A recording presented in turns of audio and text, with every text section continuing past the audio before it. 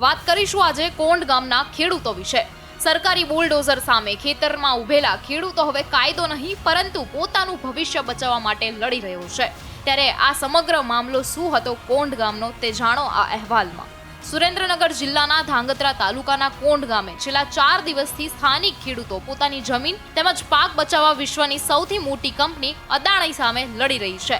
જોકે power grid company દ્વારા ખેડૂતોની પૂર્વ મંજૂરી વિના ખેડૂતોના ફળદ્રુપ ખેતરોમાં ગેરકાયદેસર રીતે હાઈ વોલ્ટેજ વીજ લાઇનના મોટા ટાવરો અને થાંભલા નાખવાની આ કામગીરી સુરેન્દ્રનગર જિલ્લાના ધાંગધ્રા તાલુકાના કોંડ ગામે પ્રથમવાર નથી કરવામાં આવી રહી। આ પહેલા પણ પાવર ગ્રીડ કંપની દ્વારા ગુજરાતના અન્ય જિલ્લાઓ જેવા કે મોરબી અને કચ્છ અને વલસાડમાં પણ કામગીરી કરવામાં આવી ચૂકી છે અને ખેડૂતો દ્વારા કામગીરીનો વિરોધ પણ થઈ ચૂક્યો છે।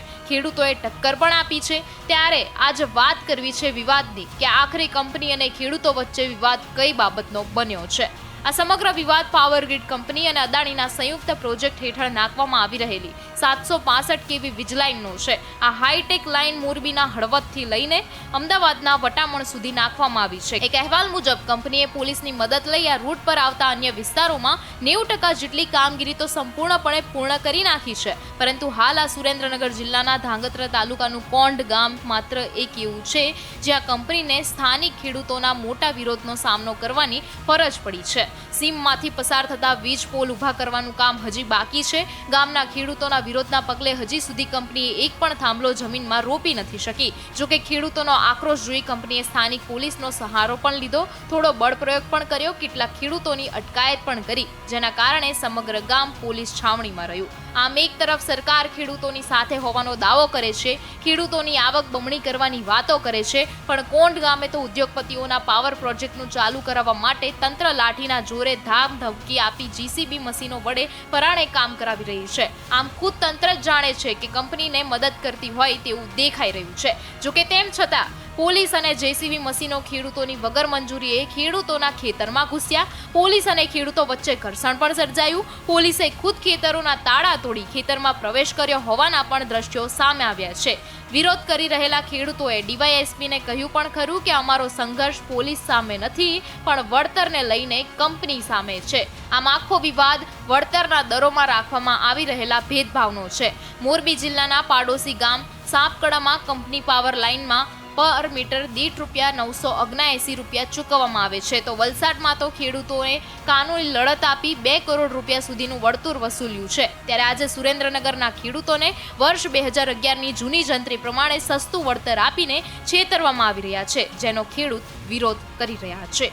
કેન્દ્ર સરકારની સત્તાવાર ગાઈડલાઈન મુજબ આવી હાઈ વોલ્ટેજ લાઈનો હંમેશા ખરાસવાળી અથવા બિનઉપજાઉ જમીન પરથી પસાર કરવામાં આવી જોઈએ, પરંતુ અહીં તો કંપનીએ પોતાના ખર્ચ બચાવવા સુરેન્દ્રનગર જિલ્લાના સૌથી વધુ ખેત ઉત્પાદન કરતા અને ફળદ્રુપ જમીન ધરાવતા કોંડ ગામને નિશાન બનાવ્યું છે। ખેડૂતોનું કહેવું છે કે કોંડ ગામના પેટાળમાં ગોરતમાં પુષ્કળ માત્રામાં મીઠું પાણી છે, જ્યારે આ વીજ કંપનીઓ ટાવરના સ્થિરતા માટે જમીનમાં ઊંડા ખાડા ખોદીને મોટા પાયે હેવી ઇલેક્ટ્રિક અર્થિંગ કરશે, ત્યારે જમીનની અંદર સંગ્રહિત થયેલું કુદરતી પાણી સંપૂર્ણપણે દૂષિત થઈ જશે અથવા તો સુકાઈ જશે, જેનાથી ભવિષ્યની ખેતી કાયમ માટે બરબાદ થઈ જશે। 4 દિવસ પહેલા જ્યારે કંપની પોલીસ સુરક્ષા સાથે આવી ત્યારે પોલીસ સ્ટાફ 250 થી 300 હતો।